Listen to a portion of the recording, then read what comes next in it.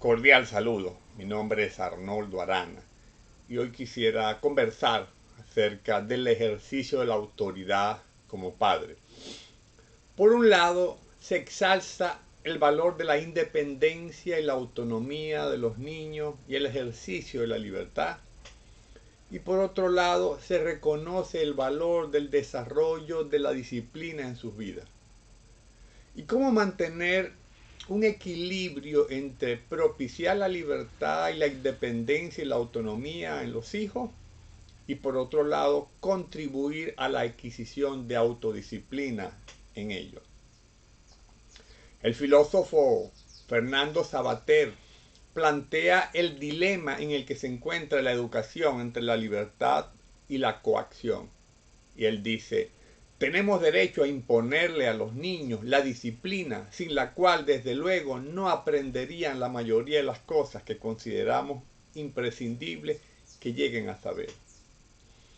Para Savater, la educación es una inevitable tiranía de la que solo podemos librarnos a través de la educación misma. Y si bien uno de los objetivos de la educación es conseguir individuos independientes, libres y autónomos, ¿cómo admitir que se llega a ser libre y autónomo por la vía inevitable de la coacción, de la obediencia? Y es que la enseñanza siempre implica una cierta forma de coacción, de pugna entre voluntades. A un niño le es difícil aprender y aplicarse voluntariamente más que en lo que le divierte. No se logra educar para la libertad y la autonomía sin condicionamientos y límites. El asunto es que la libertad se desarrolla dentro de ciertos límites claros y esos límites tienen que ser establecidos e incluso impuestos en muchas ocasiones por los padres. Las normas, los límites y la corrección no anulan, simplemente ayudan a adquirir autocontrol y autodisciplina, algo necesario para la formación de un carácter saludable y funcional, y para luego ejercer libertad y autonomía.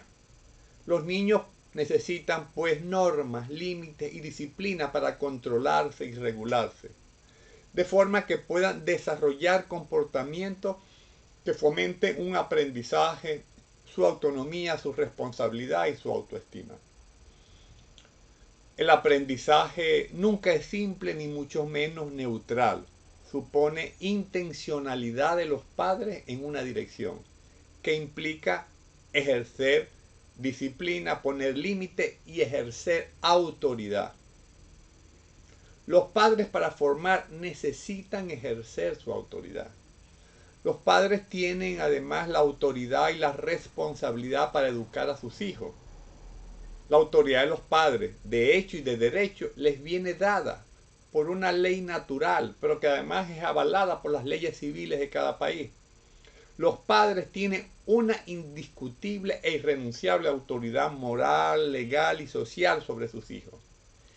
Y esto constituye tanto una responsabilidad como una carga que administrar. Lamentablemente, algunos padres eluden esa responsabilidad. Un hecho notable de esta era moderna es la pérdida de la autoridad de los padres. Hoy en día vivimos una crisis de autoridad en la familia. Cada vez el Estado y las leyes le sustraen autoridad a la familia, pero además esta pérdida de autoridad se origina por la renuencia de los padres a ejercerla. Otro hecho cada vez más común, como lo señala el psicoanalista Massimo Ricalcati, es la proliferación de la figura padre-colega. Esos padres que abdican de sus funciones por estar demasiado próximos a sus hijos, demasiado cercanos, por ser demasiado parecidos. Y esto es un problema que afecta negativamente el funcionamiento del hogar. Ser padre no es ser amigo o socios con pinche. Ser padre o madre significa amar, educar, proteger, guiar, modelar y atender a alguien que es menor de edad, que requiere direccionamiento, que requiere en muchas ocasiones corrección. Y todo ello se ejerce desde una posición de autoridad. Y yo diría que no hay otra forma de hacerlo. Ser padre y ser amigo son dos tipos de relaciones totalmente distintas. La amistad exige igualdad y simetría, pero la maternidad y la paternidad deben mantenerse asimétricas para poder ejercerla. Y cuando los padres la confunden queriendo ser polivalente, deja vacío un lugar de autoridad que los hijos necesitan. Una relación planteada en esos términos crea mucha inseguridad en los hijos a no percibir una figura jerárquicamente superior que los guíe. También es el caldo de cultivo para la formación de personalidades narcisistas. Que los padres aspiren a convertirse en sus iguales con sus hijos les resta autoridad y los sitúa en una posición contradictoria. En el momento que se diluye la jerarquía y el estatus, las normas y las reglas que establecen papá y mamá dejan de tener poder. Se diluyen los límites y los padres dejan de ser referentes de autoridad. Y yo diría que una cosa es cultivar un vínculo de confianza con los hijos, de cercanía, de afecto, de amor. Y otra muy distinta es que estos se conviertan en confidentes, aliados y pares de los padres. Y este cambio de roles de los padres ha hecho de que hoy en día no exista una diferencia generacional, sino una confusión de generaciones. La familia ha pasado de la verticalidad a la horizontalidad. Todos son iguales. Y yo diría que eso es un gran retroceso en términos educativos de familia, un verdadero disparate. Y la cultura no ayuda mucho en este aspecto, pues los intentos de los padres por establecer la autoridad pueden ser vistos por la sociedad como qué autoritario es ese papá o qué autoritaria es esa mamá. Lo que hace que los intentos de los padres de establecer su autoridad, inclusive usando la disciplina, sean vistos como un atentado contra los niños. En este sentido, comenta Máximo Ricalcati, nuestro tiempo, enfatizando de manera unilateral los derechos del niño, acaba por ver con recelo cualquier actividad educativa que asuma la responsabilidad vertical de su formación. Y esta pérdida de autoridad de los padres se observa por el hecho cada vez más frecuente de padres que para poder hacerse respetar o ejercer su autoridad tienen que acudir a instancias externas, un juez, mediador, coach, terapeuta para resolver los problemas. En ese sentido, comenta el propio Ricalcati, el aumento de llamamientos a la intervención de un tercero es una señal de esta profunda alteración de los papeles. Se trata de una paradoja hipermoderna. Los padres, cada vez con más dificultades para transmitir a sus hijos el sentido de la ley de la palabra, apelan a la ley del juez para que les restituya la propiedad de los hijos. Ahora, la solución no es remontarse a la figura del pater familia de la antigüedad romana o griega, de aquel hombre que detentaba un poder absoluto sobre la familia, al punto de poder vender a sus hijos como esclavos, ordenar su muerte y decidir con quién se podía casar, sino ser más bien un padre y una madre maduros, crecidos, que actúan como referentes, con la capacidad de guiar y orientar a sus hijos, que ejercen su rol con responsabilidad, que formen el carácter de sus hijos. En otras palabras, que sean padres que ejerzan el rol de padre con autoridad, no el rol de colegas o amigos de sus hijos, porque nuestros hijos quizás tengan muchos amigos, pero padre y madre, uno solo. Y es que los hijos necesitan el ejercicio de la autoridad de los padres. Los hijos son por definición inmaduros y necesitan el ejercicio de la autoridad y la corrección de los padres. Y ellos aún las reciben con agrado, sobre todo si ésta se ejerce con justicia y amor. Además, tomando lo que dice la Biblia, la naturaleza del niño, como la de todo ser humano, exige corrección. Ese es el efecto de la caída del hombre y la aparición del pecado. Proverbios 22:15 dice, la necedad está ligada en el corazón del muchacho, mas la vara de la corrección lo alejará de él. En este sentido, la Biblia es clara con respecto a este asunto. Los hijos le deben obediencia a sus padres y deben reconocer su autoridad. Efesios 6, 2, 3 dice, honra a tu padre y a tu madre, que es el primer mandamiento con promesa, para que te vaya bien y seas de larga vida sobre la tierra. Honrar y obedecer a los padres es un mandamiento que establece la Biblia. Y aquellos que dan tal honor y obediencia a sus padres se abren a la posibilidad de recibir bendiciones especiales. Ahora, ¿cómo ejercer la autoridad? El problema es cómo ejercer la autoridad. Y hay diferentes estilos de ejercer la maternidad y la paternidad, unos más eficaces que otros.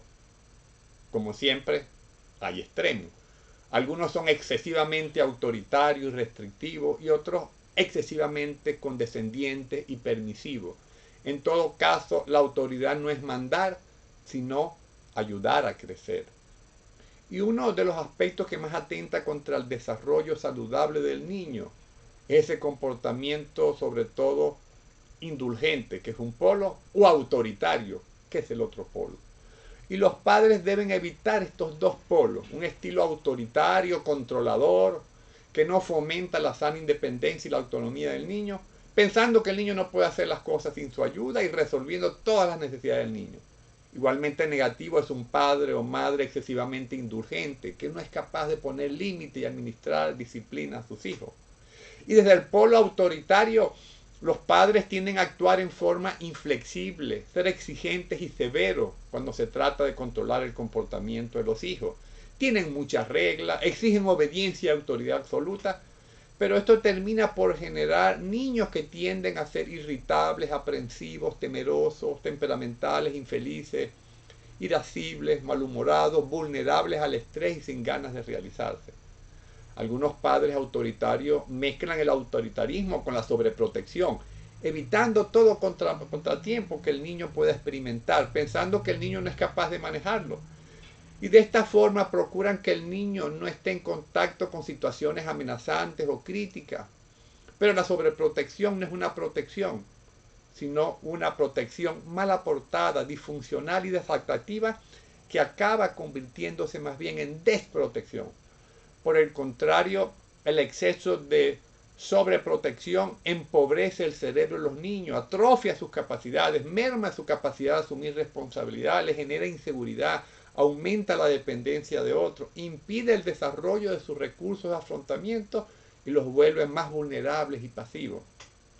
Pero desde el polo permisivo e indulgente, los padres que evitan poner límites a sus hijos y regularlo a través de normas y reglas y aún la aplicación de correctivos, tampoco generan buenos resultados. Si no hay límites precisos y claros, los niños no pueden tener un sentido real de lo que está bien y de lo que está mal. Y la falta de rutinas y límites claros generan más bien inseguridad y confusión en los niños. En este sentido, dice la psicóloga Gema Castaño, el exceso de libertad y de autonomía puede generar una mayor ansiedad en los menores, ya que somos una especie que nace inmadura, tanto desde el punto de vista biológico como emocional, y necesitamos al otro para aprender. Además, la permisividad no genera autonomía, como piensan algunos padres. Para criar niños autónomos se necesita establecer normas, reglas y límites, porque esos parámetros ayudan a los niños a sentirse más seguros, porque disminuye la incertidumbre y la ambigüedad de las circunstancias, además de ayudarle progresivamente a relacionar las relaciones causa-efecto. Ni un polo ni el otro. La paternidad y la maternidad responsables se ejercen desde la responsabilidad, con sentido de justicia, con respeto por el niño, sobre todo desde el amor. Y para eso hay que ser padres y madres crecidos, sanos y maduros. Y a propósito, dice el psicólogo Manuel Barroso, en la relación padre-hijo existe una única regla de oro. Nunca llegarás con tu hijo más lejos de lo que has llegado contigo mismo. Darás cariño en la medida que hayas recibido cariño. Darás amor si te dieron amor. Harás competente a tu hijo si aprendiste a ser competente. Si aprendiste la experiencia del abrazo, del beso y de escuchar pacientemente, abrazarás, escucharás, besarás y querrás, como quien haya vivido esas experiencias, que tus hijos también la vivan. Así, las limitaciones y carencias en las relaciones con tu hijo serán las mismas que como persona tú experimentaste como padre y que te fueron impuestas. Tus carencias serán las mismas que les transmitas a tus hijos, porque nadie puede dar lo que no tiene. Damos de lo que somos.